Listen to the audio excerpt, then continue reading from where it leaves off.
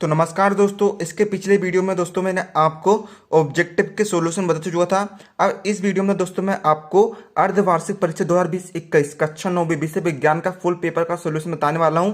इस वीडियो में दोस्तों मैं आपको दो दो अंक के सभी प्रश्नों के हल को बताने वाला हूं, सभी प्रश्नों के उत्तर मैं आपको बताने वाला हूं। साथ में दोस्तों मैं आपको अच्छे समझाते चलूंगा ताकि दोस्तों आपको अच्छे से याद भी हो पाए और दोस्तों आप परीक्षा में उसको भूल ना पाए। तो दोस्तों चलिए हम वीडियो को बिना किसी देरी के शुरू करते हैं। तो दोस्तों चलिए हम सबसे पहले प्रश्न 5 को देख लेते हैं।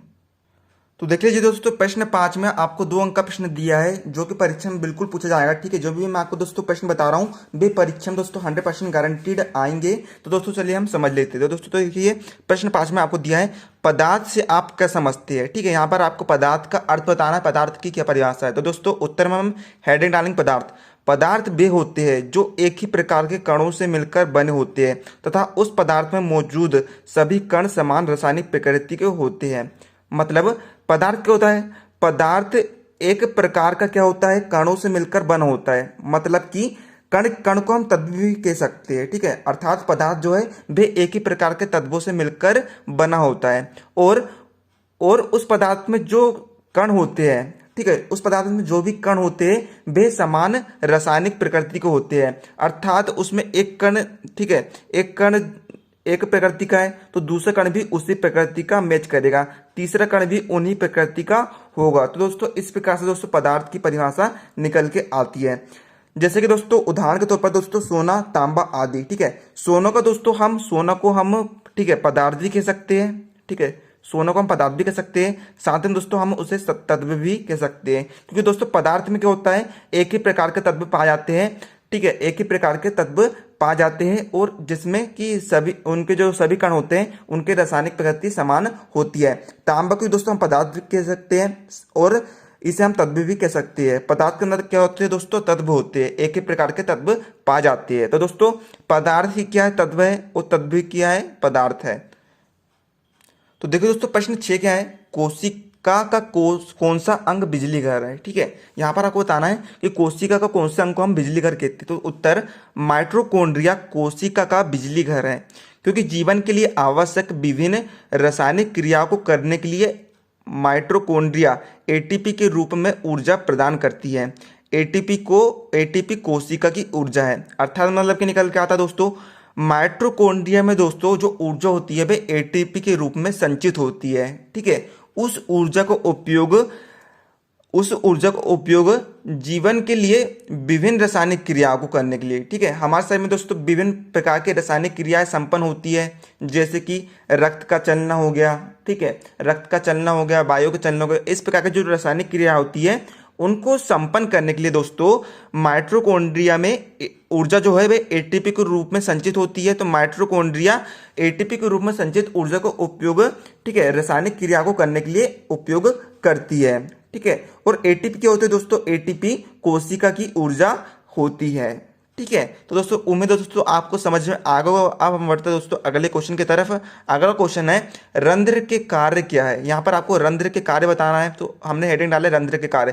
पहला, वायुमंडल से गैसों का आदान प्रदान रंध्र द्वारा होता है, जैसे प्रकाश संश्लेषण में CO2 तथा श्वसन क्रिया में O2 लेना। ठीक है, रंध्र को हम कह सकते हैं दोस्तों, रंध्र को हम छेद भी कह सकते हैं। ठीक है, जैसे कि आपने दोस्तों सुना हो दोस्तों पत्तों में मतलब कि वायु कैसे, मतलब पत्ते जो है वे वायु कैसे ग्रहण करते हैं। तो पत्तों में छोटे छोटे रंध्र होते हैं, फिर छेद होते हैं, उस प्रकार से वायु को ग्रहण करते हैं। उसी प्रकार दोस्तों वायुमंडल में गैसों का आदान प्रदान भी रंध्र द्वारा होता है। वायुमंडल में दोस्तों छोटे छोटे छेद पाए जाते हैं जिनके द्वारा दोस्तों गैसों का आदान प्रदान होता है, जैसे प्रकाश संश्लेषण में CO2 तथा श्वसन क्रिया में O2।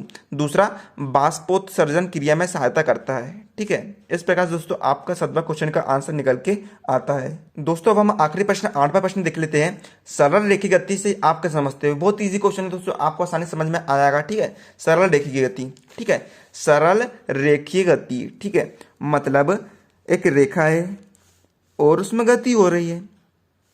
एक सरल रेखा है और उसमें गति हो रही है, इसे हम क्या कहेंगे? सरल रेखीय गति। उसी को यहाँ पर दोस्तों परिभाषा के रूप में समझाया है। तो देखिए क्या है, किसी वस्तु की एक सरल रेखा के अनुदिश गति को एक रेखीय गति या सरल रेखीय गति कहते हैं। ठीक है, मान लीजिए कोई वस्तु है। ठीक है, ये वस्तु है, उसकी एक ठीक है, उसकी एक सरल रेखा के अनुदिश गति, अनुदिश यानी उसकी दिशा के, ठीक है, उसकी दिशा के विपरीत, ठीक है, को गति को हम सरल रेखा गति कहते हैं।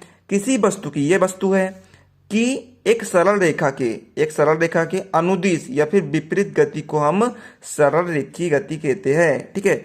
रेखा के ऊपर वस्तु जो है वह गति कर रही है तो हम इसे क्या कहेंगे, सरल रेखी गति कहेंगे। वेरी इजी है, ठीक है। जैसे एक साइकिल सवार का एक सीधी सड़क पर गति करना, ठीक है, एक साइकिल वाला जो है वे एक सड़क पर सीधी गति कर रहा है तो हम इसे क्या कहेंगे, सरल रेखी गति, ठीक है। सरल रेखा को ऊपर गति हो रही है, सरल रेखा के ऊपर किसकी गति हो रही है, साइकिल की गति हो रही है तो हम इसे क्या कहेंगे, सरल रेखी गति कहेंगे। तो दोस्तों इस प्रकार से दोस्तों मैंने आपको सारे क्वेश्चन के आंसर समझा दिया हूं। तो दोस्तों यदि आपको हमारा वीडियो पसंद आता है दोस्तों, आप हमारे वीडियो को अभी कभी लाइक कर देना और हमारे चैनल को सब्सक्राइब कर लेना। साथ ही दोस्तों मैंने आपको वीडियो डिस्क्रिप्शन दोस्तों टेलीग्राम चैनल का लिंक दिया हूँ, वहां पर आ जाकर आप हमारे टेलीग्राम चैनल को ज्वाइन कर सकते हैं। वहां पर दोस्तों मैं आपको सारे स्टडी मटेरियल प्रोवाइड कराऊंगा। तो दोस्तों मिलते हैं अगली वीडियो में, तब तक के लिए जय हिंद, जय भारत।